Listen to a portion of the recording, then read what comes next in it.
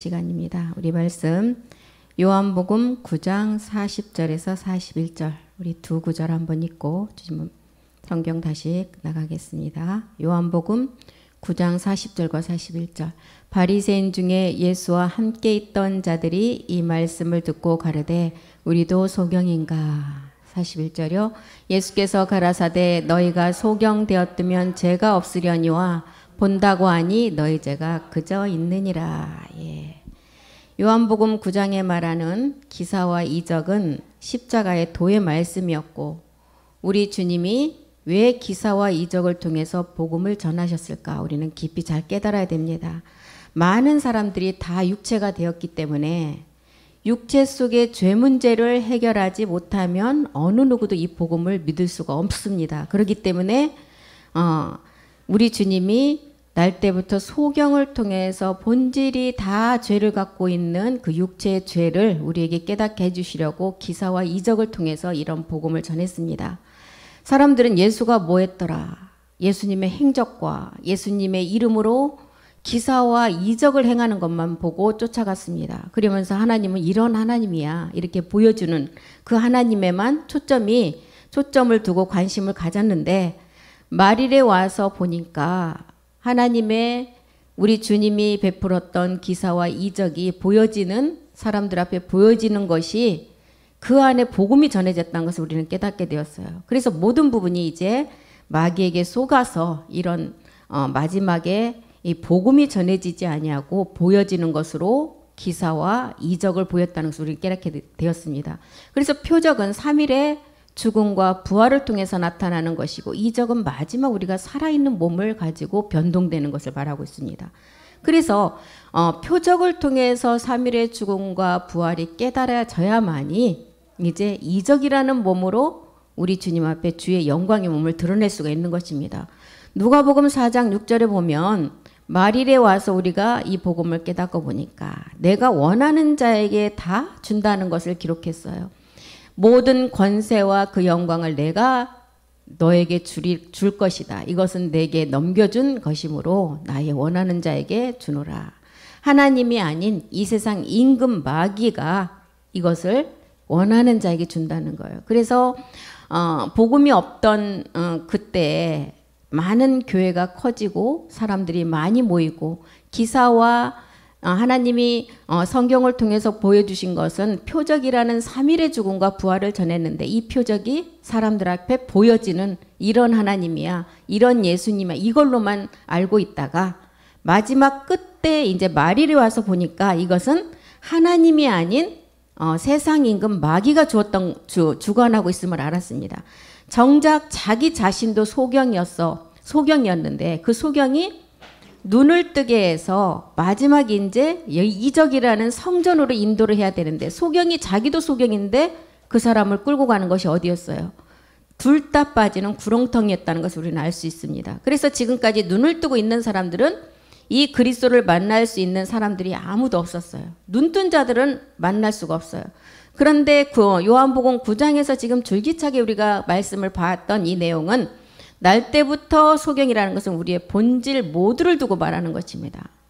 우리가 아까 워십 예배에서도 우리가 말씀을 들었듯이 가늠한 여자를 끌고 와서 땅에 글씨를 썼을 때는 너희 모두가 다 죄인이야. 첫 번째 이것을 알려주고 두 번째 몸을 굽혀서 썼다는 것은 이제 내가 너희 모두가 죄인이기 때문에 내가 예수라는 이름을 가지고 이 땅에 온 목적이 이제 내가 해결됐다는 두 번째 몸을 굽힘을 우리에게 알려주셨죠. 그래서 우리 모두가 이 소경인데 내가 소경인 것을 아는 자는 실로암에 가서 그리스도를 만날 것이고 내가 소경이 안 된 사람이라고 깨닫고 나는 눈뜬 자라고 생각하는 사람은 영원히 제 문제를 해결할 수가 없다는 것을 우리에게 알려주고 있습니다. 그래서 우리 주님은 우리 가운데 기사와 이적을 통해서만 예수가 그리스도라는 것을 전할 수밖에 없었어요. 왜요?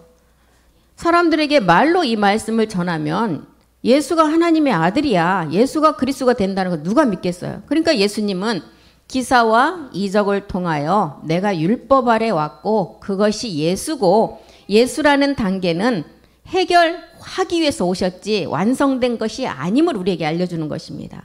기사와 이적을 통해서 예수인 나를 믿지 말고 실로암으로 보냈던 그를 믿으라는 거예요. 그가 누구였어요? 그리스도를 믿으라는 것입니다. 그러면 언제 내가 그리스도가 되느냐? 내가 십자가에 죽고 3일 만에 다시 부활했을 때다. 그래서 그때에 그리스도를 너에게 전할 수 있는 것은 내가 너에게 전할 수 있는 것은 기사와 이적을 통해서만 전할 수 있다는 거예요.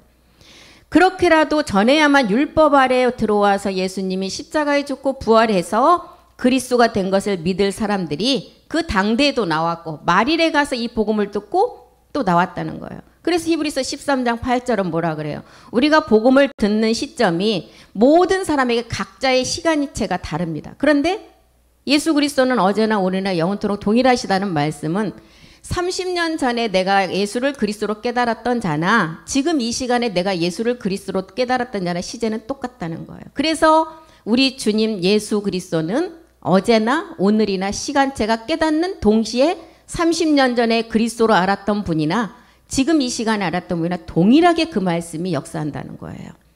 그래서 오늘날 사람들은 예수의 이름으로 기사와 이적을 행했을 뿐 복음을 전하지 않았다는 것입니다. 오히려 예수 이름으로 죄를 많이 지어도 가서 예수 피로 회개하면 네 죄가 흰눈같이 희게 될 것이라고 했어요. 그래서 요한복음 9장 40절에 보니까 바리새인 중에 예수와 함께 있던 자들이 이 말씀을 듣고 우리도 소경이냐고 물어요. 이 바리새인들은 가장 율법에 능한 학식이 뛰어난 자, 그 자들이 자기는 지금 소경이 아니라고 믿었던 거예요. 그런데 지금 우리 주님이 하신 말씀을 듣고 보니까 이 말씀에 비춰보니까 자기도 소경인 거예요. 이 말씀을 듣고 가로되 우리도 소경이냐? 이렇게 묻잖아요.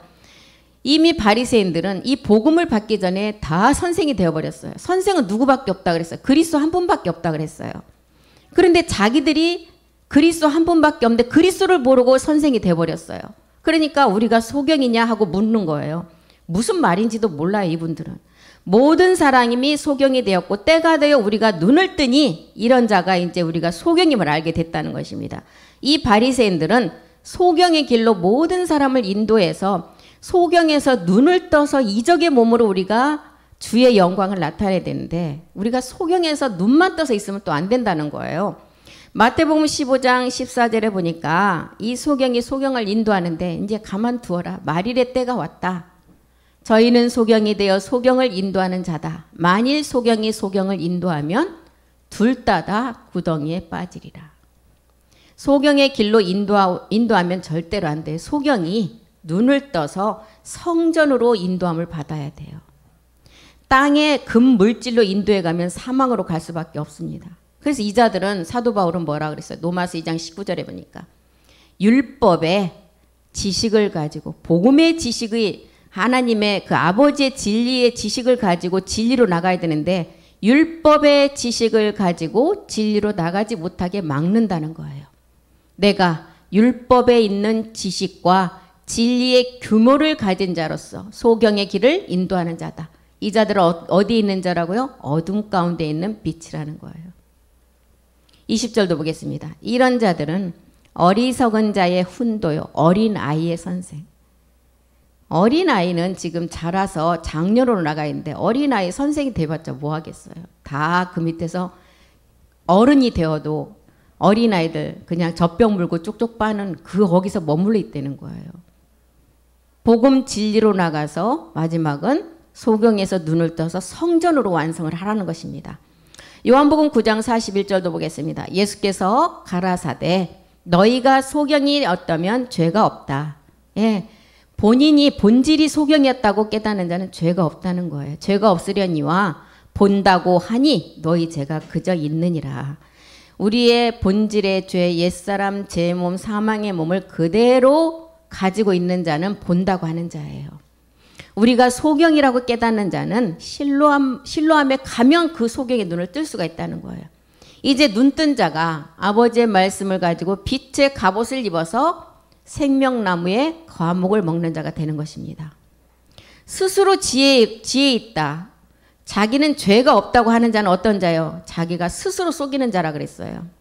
요한일서 1장 9절도 한번 보겠습니다. 요한일서 1장 9절이요.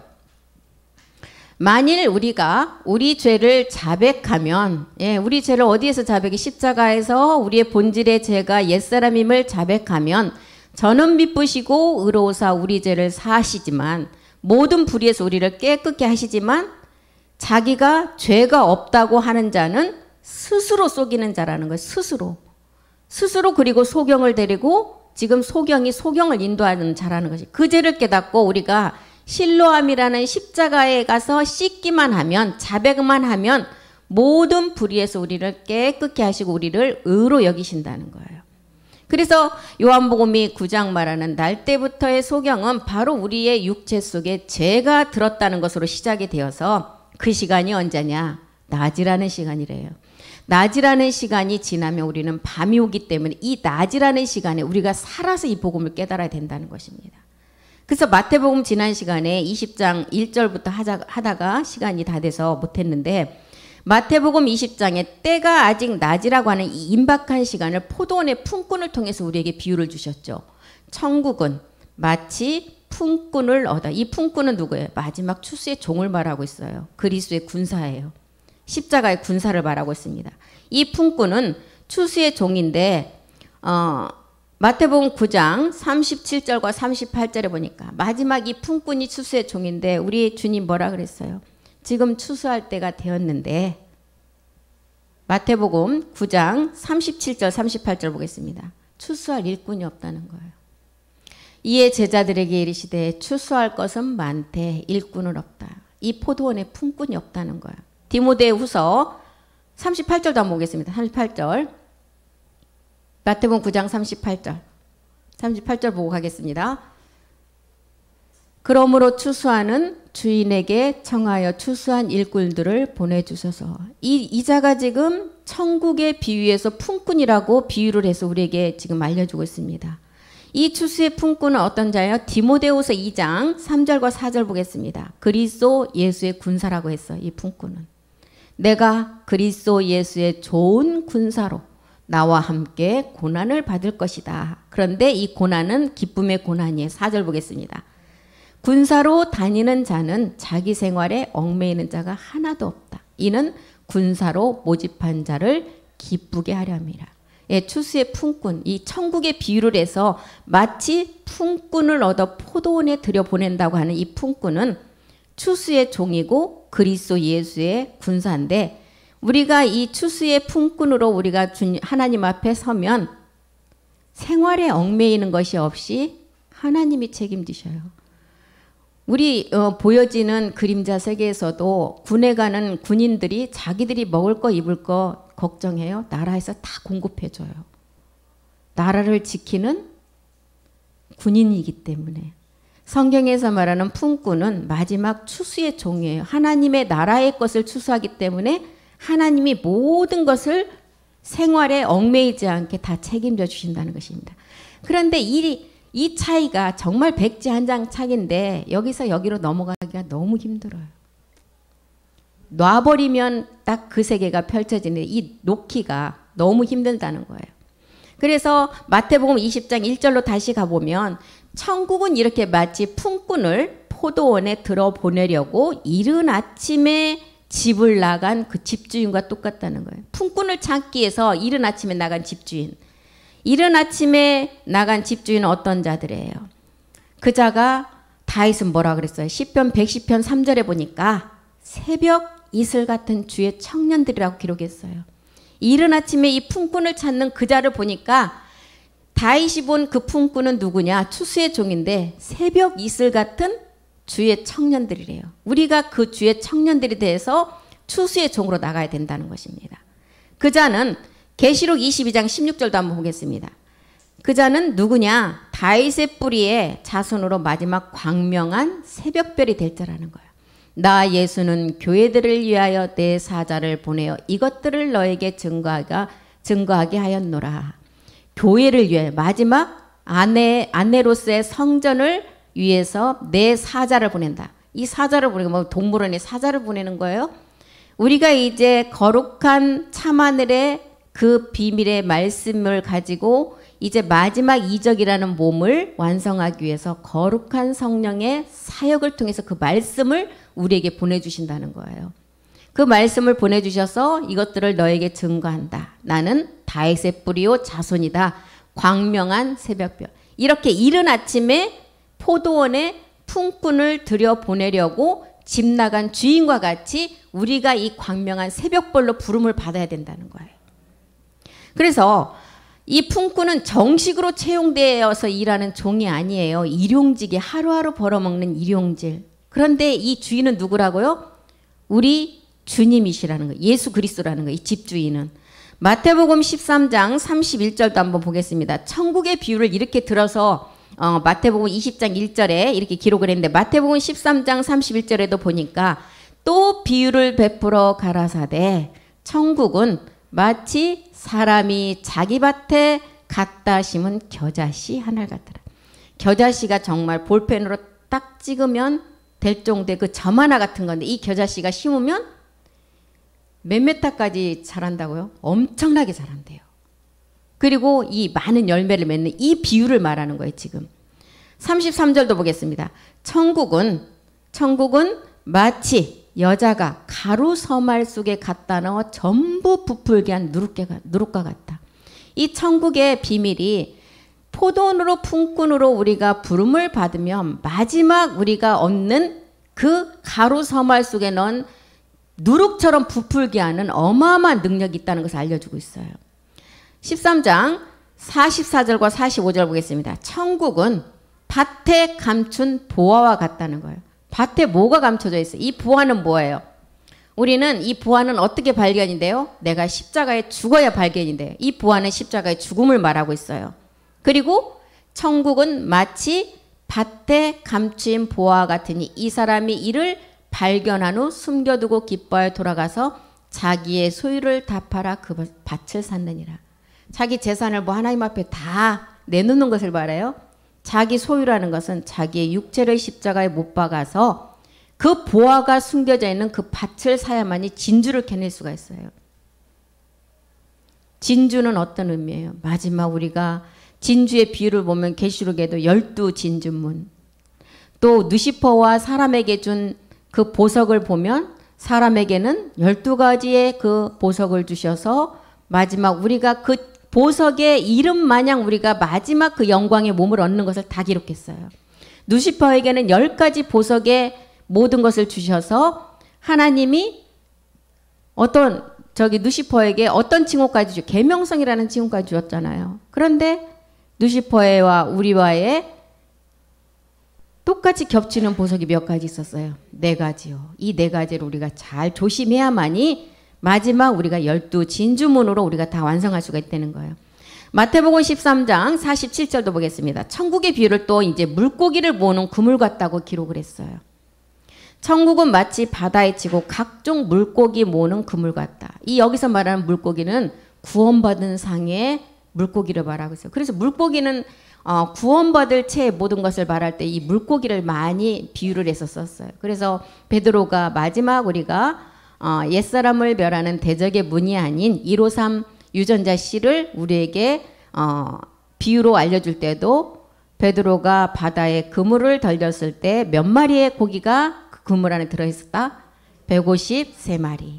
예, 이 물고기 이제 마지막 구원받을 채에서 완전한 이제 사람의 아버지와 아들의 형상 그대로 몸을 입을 자들의 비유를 물고기로 비유를 했어요. 그래서 천국은 마치 바다에 치고 각종 물고기를 모으는 그물 같다. 그리고 또 이제 또 비유를 마태복음 25장 1절에 보니까 천국은 등을 들고 신랑을 맞으러 나간 열처녀와 같다. 열처녀는 목과 뭘 2가지를 준비해야 되죠. 등과 기름. 십자가 도의 말씀만 있으면 안 된다는 거예요. 십자가의 도의 말씀. 날 때부터 소경이 눈을 떠서 성전으로 완성해야 된다는 거예요. 눈을 뜨면서 그치면 안 된다는 거예요. 이렇게 천국의 비유를 이제 이른 아침에 품꾼이 마지막 추수의 종을 포도원으로 들여보내려고 이른 아침에 집을 나간 집주인이 그 품꾼을 찾기 위해서 나간 비유라고 이렇게 기록을 했어요. 마태복음 20장 2절 또 가보겠습니다. 마태복음 20장 2절이요. 저가 하루 데나리온씩 품꾼들과 약속하여 포도원에 들여보내고, 하루는 마지막 이제 끝날이에요. 마지막 끝날의 시대를 말하고 있어요. 한 데나리온씩 품꾼들, 추수의 종 십자가의 그리스도의 군사들과의 약속이에요. 약속을 하고 포도원은 어디예요? 몸된 교회를 말하고 있어요. 들여보낸다. 그래서 우리 이 지금 마태복음에 보면 하나님께서 아침 일찍 부른 자가 있었어요. 아침 일찍 부름 받은 자들은 누구예요? 유대인들을 말하고 있잖아요. 유대인. 가장 하나님이 처음에 선민으로 택한 유대인들. 가장 먼저 불렀어요. 그리고 마태복음 20장 3절에 보니까 3시에 부른 자들이 있어요. 3시에 부른 자. 9시를 말하고 있죠.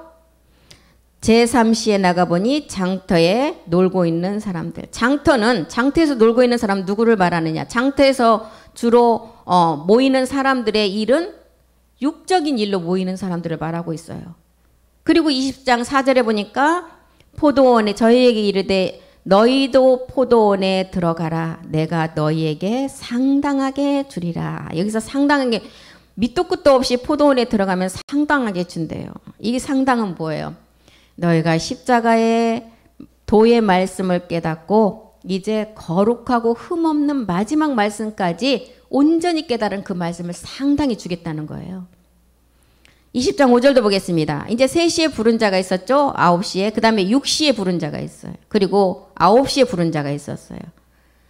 그리고 이제 20장 6절에 가니까 11시에 부른 자가 있다는 것입니다. 11시에도 나가보니 섰는 사람들이 또 있는지라. 이때 우리가 다 부름받았어요. 20장 7절로 보겠습니다. 가로되 너희는 어찌하여 종일토록 이제 마지막 끝날에 이제 완전히 다가왔는데 이렇게 종일 장터에서 놀고 있느냐. 가로되 우리를 품꾼으로 쓰는 이가 없다. 우리를 지금 추수의 종으로 그리스도 예수의 군사로 부르는 지금 자가 없다는 거예요. 그래서 너희도 포도원에 들어가라 하니라. 이제 실상에 그리스도의 말씀을 가진 자가 들어간다는. 11시에 포도원 품꾼은 본향을 사모하는 자들이었어요. 이런 자가 어떤 자들이에요? 세상에서는 정말 뭔가를 좀 해보려고 하는데 정말 안 돼요. 그렇게 해도 안 되는 분이 있더라고요. 우리 그 성교회 이제 목사님도 보면. 근데 그게 사람 눈으로 봤을 때는 정말 저분은 왜 저렇게 안 되나 하는데 참 하나님의 깊은 뜻이 있더라고요. 이제 하나님의 그 깊은 뜻이 정말 그렇게 큰 깊은 뜻인지 몰랐어요. 그렇게 안 되게 하는 것은 마지막 한 방을 터뜨리기 위해서예요. 그래서 11시에 포도원의 품꾼으로 본향을 사모하고 세상에서는 그렇게 일이 안 되는 자들을 지금 1시간을 남겨놓고 다 불렀어요. 하나님께서. 딱 1시간 남고 부름을 받은 자들이에요. 포도원은 무엇을 상징해요? 그리스도의 몸된 성전을 상징해요. 품꾼을 포도원에 들여보낸다는 말은 율법에서 진리로 나갈 수 있는 길로 들어선 것을 말하고 있어요. 예수에서 그리스도 안으로 들어간 것을 말하고 있어요. 이스마엘에서 이삭으로, 사울에서 다윗으로 들어간다는 거예요, 지금. 그래서 이른 아침에 가장 먼저 부른 유대인들은 하나님이 선민으로 택했지만 그들에게는 촛대가 옮겨져 버렸어요. 우리 주님을 십자가에 못을 받고 노마인에게 다 넘겨버렸어요. 그래서 3시, 6시, 9시 이 시간에는 이방인들이 시대적으로 이제 있었던 종들이 어떤 자들이냐. 양심의 이제 구원을 받은 잣대들. 그런 분들이 이제 돌을 신으로 섬기지 않고 이런 분들이 양심의 이제 그 구원의 잣대가 되어서 이제 들어갔던 분들을 말하고 있고, 이제 11시라는 오후 5시에 1시간을 남겨놓고 부름받은 이방인들을 말하고 있어요. 마지막 추수의 종으로 부름받은 자들이에요. 그래서 7절에 뭐라 그랬어요? 너희는 어찌하여 종일토록 놀고 여기 섰느냐고 물었어요. 종일토록 여기 서서 노는 것은 지금 육체의 일에 먹고 사는 일에 너무 지금 갈급해서 종일 품꾼으로 일용직으로 그래도 자기를 불러야 가는데 써주는 사람이 없다는 거예요. 모든 사람이 육체가 돼버림을 우리에게 알려주고 있죠. 이미 그래서 이 비유에서 우리에게 말씀해 주고자 하는 내용은 집주인이 반드시 누구에게만 들어가 있어요? 포도원 품꾼에게만 포도원에 들어가라고 했어요. 왜일까요? 이미 일하고 있는 종들은 누구를 말하고 있어요? 이미 일하고 있는 종들은 복음이 없는 때에 다 떵떵거리고 교회들을 치리하고 있는 자들이었어요. 아주 큰 교회들. 정말 안 되는 분들이 부러워하는 다 그런 교회들을 다 소유하고 있는 분들이었어요. 복음이 없는 때. 다 누리는 자들이었죠. 오늘날로 말하면 교회의 지도자들. 교회도 크게 일구고 성도도 많고 꽤나 명성도 높고 부귀도 누리는 그런 큰 교회의 목사님들을 말하겠죠. 그런데 지금 시대에 와서는 지금 이제 마귀의 그 6천년의 시간도 다 끝났기 때문에 지금은 마귀가 우리를 미혹하는 게 아니에요. 우리는 지금 어떤 시대에 마귀는 이미 자기 일도 다 끝났어요. 마귀는 지금 하늘 전쟁을 위해서 준비하고 있어요. 이 땅에 있는 모든 마귀 귀신들이 하늘 전쟁을 가서 이제 그 전쟁을 하기 위해서 준비하고 있고 이 땅은 누가 미혹하는 게 아니라 지금은 어디에 우리가 지금 마귀의 종들이 되어서 살아가느냐. 요한일서 2장 15절과 17절에서 말하는 육신의 정욕, 안목의 정욕, 이생의 자랑을 누리는 마귀의 그런 우리가 7 정욕에 의해서 우리는 지금 지배당하고 있어요. 이 세상이나 세상에 있는 것들을 사랑하지 말라. 누구든지 세상을 사랑하면 아버지의 사랑이 그 속에 있지 않다. 그래서 요즘에 보면 교회들이 막 선동해서 사람들을 끌고 가고 미혹하는 것은 거의 없잖아요. 이미 그 시대는 끝났고 이미 지금 7 정욕으로 들어가서 마귀들은 하늘 전쟁을 지금 준비하고 있다는 것입니다. 2장 16절도 보겠습니다. 이는 세상에 있는 모든 것이 육신의 정욕, 안목의 정욕과 이생의 자랑이다. 이것은 아버지께로 온 것이 아니다. 세상으로 쫓아온 것이다. 17절도 보겠습니다. 이 세상도 그 정욕도 지나가되 오직 하나님의 뜻을 행하는 이는 영원히 거하게 된다. 예, 이 정욕에 지금 우리가 7 정욕을 이제 우리는 스스로 말씀을 가지고 무너뜨려야 되는데 이 7 정욕이 지금 밖에 있는 7 정욕이 아니라는 것입니다. 내 자신과의 싸움이에요. 7 정욕은.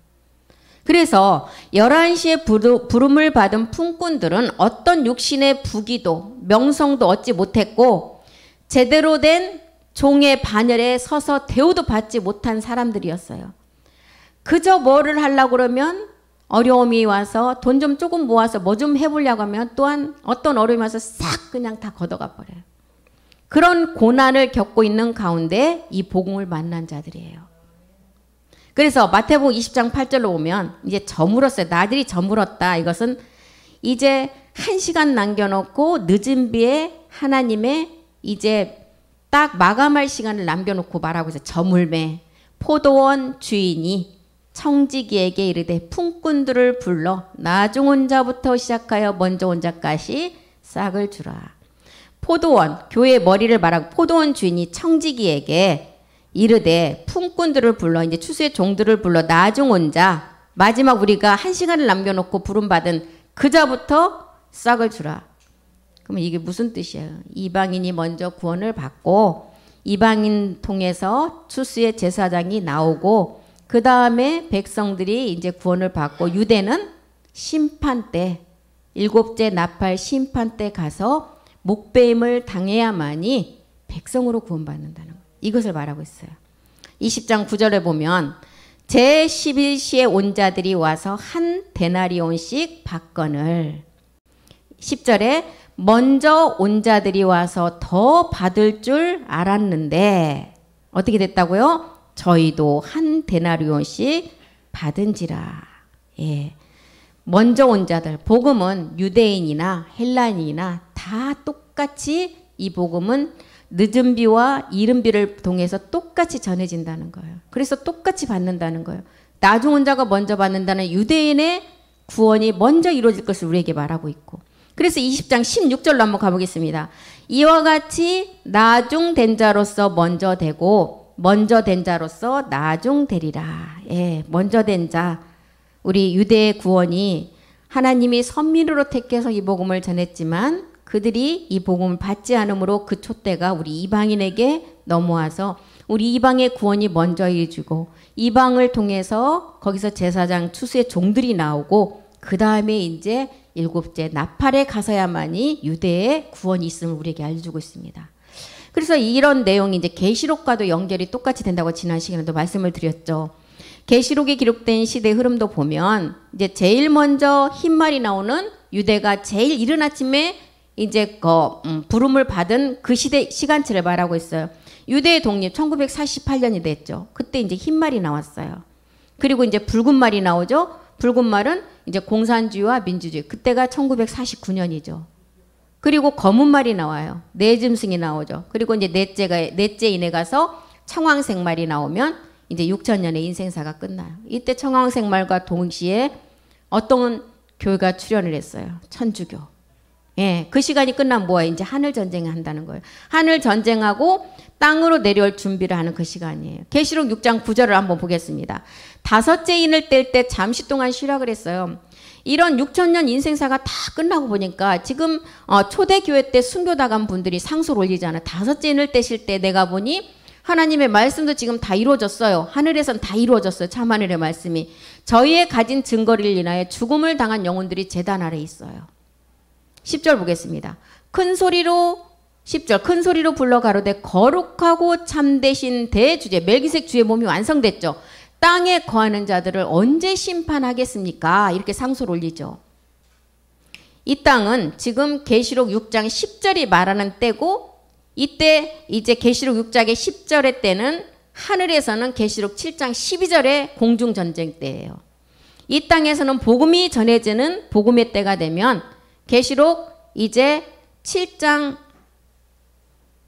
공중전쟁이 7장 12절이 아닌데 공중전쟁 때예요. 하늘은. 그래서 11장 7절이죠. 12장 7절? 12장 7절로 가보겠습니다. 계시록 6장 10절 때가 하늘에서는 이 전쟁이에요. 하늘 전쟁. 하늘에 전쟁이 있으니 미가엘과 그의 사자들이 용으로 더불어 싸울 때 용과 그의 사자들도 싸운다. 모든 이 땅의 추수의 복음의 때 모든 이 땅에 우리를 정말 의심이 들게 하고 안 믿어지게 하고 하는 모든 것들이 다 올라가기 때문에 그때 이때는 복음의 때인데 그때 가장 많이 돌아오는 자들이 이방신이라고 그랬어요. 이방신. 예수를 믿는 자가 아니라 진짜 불교 신자. 믿지 않은 무신론자. 이런 자들이 가장 많이 돌아온다 그랬어요. 그런데 예수를 믿는 자들 왜 못 돌아오냐. 너무 그냥 다른 것들로 다 미혹이 돼서 믿고 싶어도 이 마음에서 믿어지지 않는다. 그래서 이 자들이 어떤 게 땅에서 통곡한다 그랬어요. 믿고는 싶은데 여기서 안 믿어져요. 지금 이때를 말하고 있습니다. 그래서 계시록 6장 11절에 가보면 각각 저희에게 흰 두루마리를 준다. 이 두루마리는 마지막 이제 완성된 성경을 말하고 있죠. 가라사대 아직 잠시 동안 쉬어라. 우리가 포도원 품꾼으로 우리가 이제 부름을 받은 시간은 6000년 인생사가 다 끝난 시간이에요. 그러면 이 시간은 하나님의 시간 안에 지금 이미 하나님의 시간은 다 끝났는데 어떤 시간이에요? 지금 여호수아가 말하는 그 한 시간의 시간이에요. 하루라는 시간. 히스기야의 생명 연장 15년의 그 시간체 시간. 지금 이 시간에 우리가 이 복음을 듣기 때문에 잠시 동안 쉬되 저희 동무종들과 형제들도 자기처럼 죽임을 받아 그 수가 차기까지만 잠시 쉬라는 거예요. 그 수가 차는 시간이 지금 로마서 11장 4절이 말하는 바알에게 무릎 꿇지 한 7천의 수가 돌아오는 그 시간까지만 참으라는 거예요. 저에게 하신 대답이 무엇이냐? 내가 나를 위하여 바알에게 무릎 꿇지 않냐? 7천의 수가 아직 다 돌아오지 않았다는 것을 우리에게 알려주고 있어요. 11장 4절이 말하는 그들의 마음을 지금 완악하게 해서 이제 사도 바울이 말한 나를 위하여 바알에게 무릎 꿇지 않은 그 수 25절이 말하는 유대인의 마음을 완악하게 해서 우리가 그 복음을 완전히 깨닫게 해서 이제 그 수가 차기까지 그 시간체만을 남겨놓고 있다는 거예요. 11장 25절 보겠습니다. 로마서 형제들아 너희가 스스로 지혜 있다함을 명키 위하여 이 비밀을 너희가 모르기를 내가 원치 아니한다. 이 비밀은 이방인의 충만한 수. 우리 주님이 지금 낳은 아들 그 아들들이 돌아오기까지만의 그 시간체가 지금 우리가 듣고 있는 이 복음의 덤으로 가는 시간에 듣고 있다는 것입니다. 이제 이것이 이루어지면 이제 이 땅은 로마서 9장 28절이 말하는 시간이 온다는 거예요. 모든 말씀이 그 성경에 기록된 대로 다 이루어져요. 그러면 피라고 이 땅은 엔딩을 한다는 거예요. 끝내버린다는 거예요. 그래서 이런 비밀과 지금 마태복음 20장에 말하는 이른 아침에 3시에 6시에 그 다음에 9시에 부름받은 이 시간체가 70일의 비밀과도 다 연결된 시간이에요. 69일에는 지금 다 지나갔죠.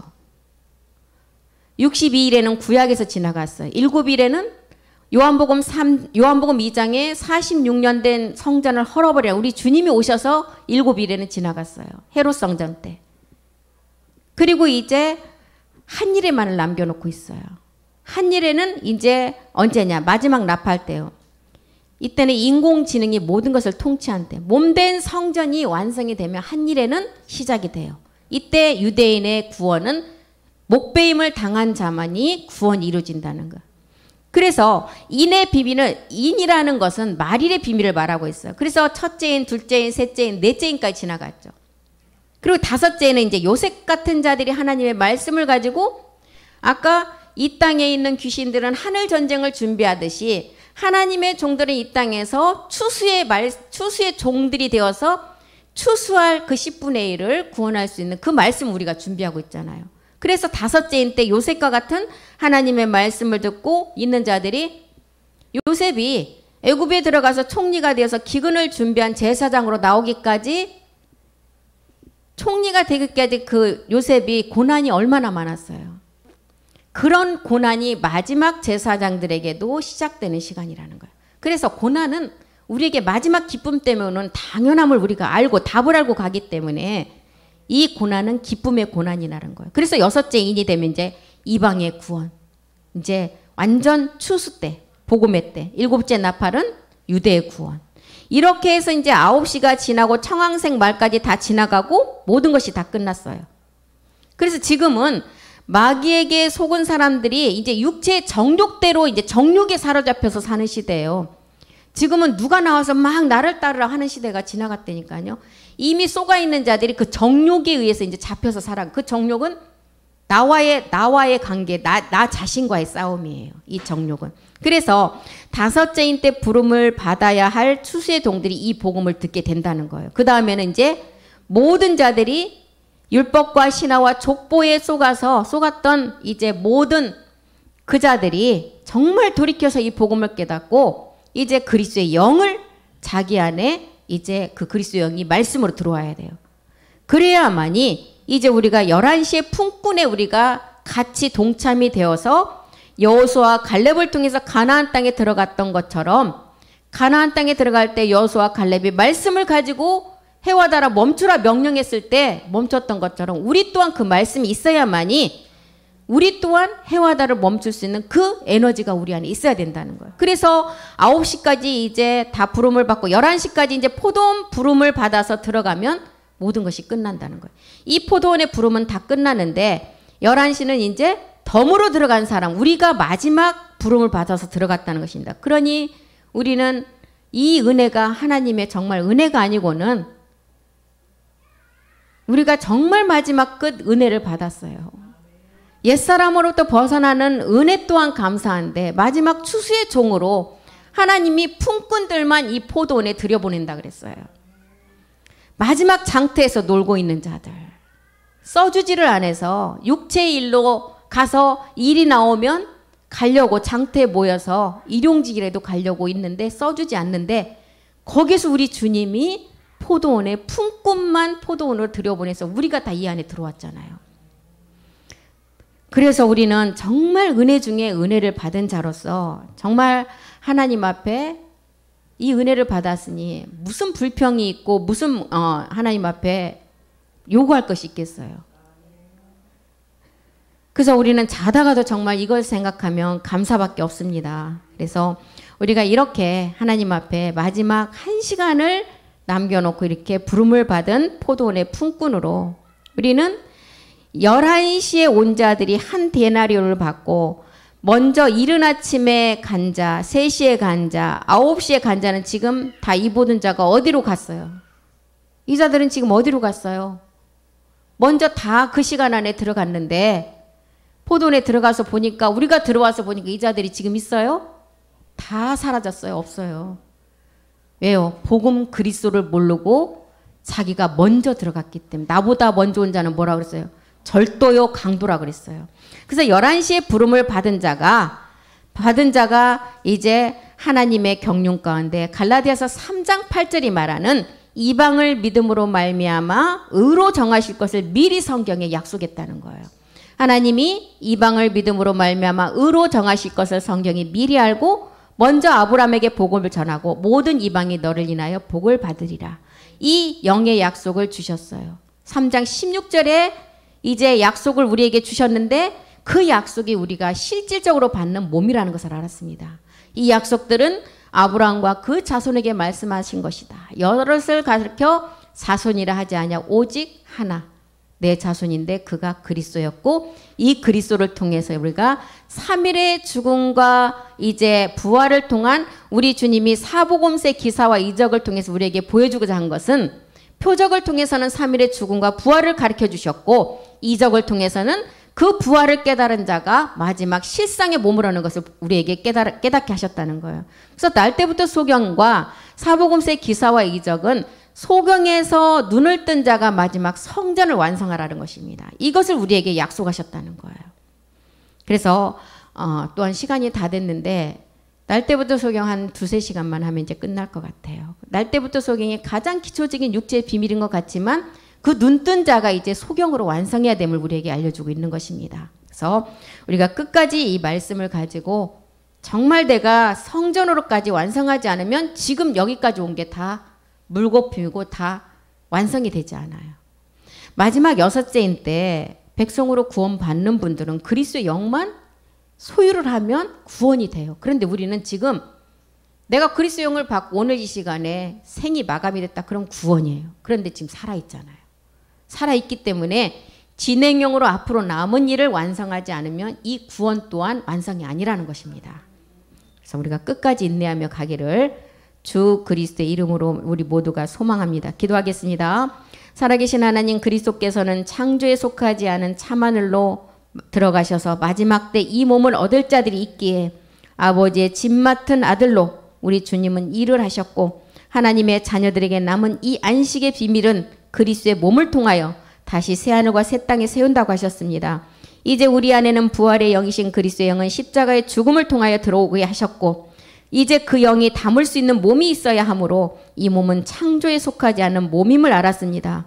아브라함과 이삭과 야곱의 산자의 하나님을 통해서 창조에 속하지 않은 그리스도의 몸을 얻어야만이 하나님이 성경에 기록한 모든 하나님의 그 기록이 완성됨을 알았습니다. 성경은 아담 안에서는 모든 사람이 죽지만 그리스도 안에서는 모든 사람이 삶을 얻고 아버지께서 마지막 그 성전의 몸을 완성한다고 하셨습니다. 오늘 또 남은 테바 예배를 통해서 우리가 그 살아있는 생명의 말씀을 우리의 육의 신비의 세계를 간절히 소망합니다. 우리 안에 계신 그리스도의 영과 거룩한 성령의 사역을 통해서 그 말씀이 우리 육의 신비의 세계 수 있도록 우리를 말씀으로 이끌어가 주시옵소서.